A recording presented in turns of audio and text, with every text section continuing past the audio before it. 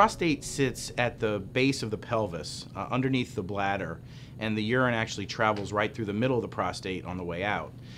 The prostate is responsible for making about half of the semen and is where all the parts of the semen from the seminal vesicles and the sperm from the testicles all mix before ejaculation. Like any cancer, prostate cancer means that the cells that make up the prostate have started to grow without the normal controls that the body has.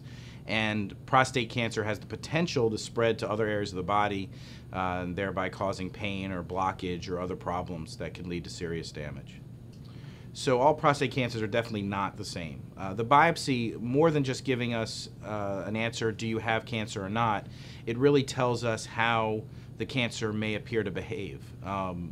Cancers can be different grades, and you'll hear talk about Gleason scoring. The Gleason score is a graded level of cell differentiation. That means that when the pathologist looks at the slide, he looks at the cancer cells and he takes the most common cell type and he grades that 1 through 5.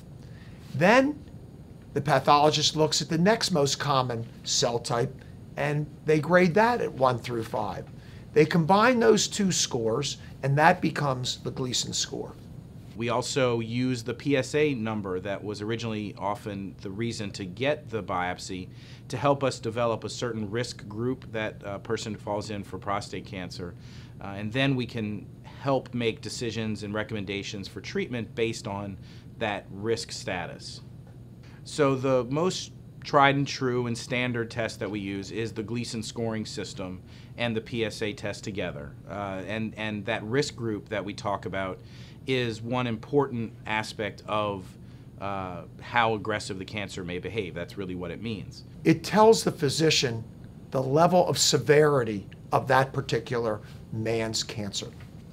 In recent years, there have been new tests that have become available that allow us to go beyond just that standard risk assessment. Most notably, genomic testing, which looks at the genetic makeup of the cancer cells themselves to allow us to become more individualized in our risk assessment. The Oncotype DX test is available and is really built from the ground up to help men in deciding whether or not to treat or potentially not to treat and do active surveillance. It is specifically for men that have what otherwise we would consider low, very low, or what we would call low intermediate risk cancer. So it's not for everyone. There are some men where just from our basic PSA testing and Gleason score that we feel that they're maybe too aggressive, and frankly the Oncotype DX test wasn't developed to help with those cases.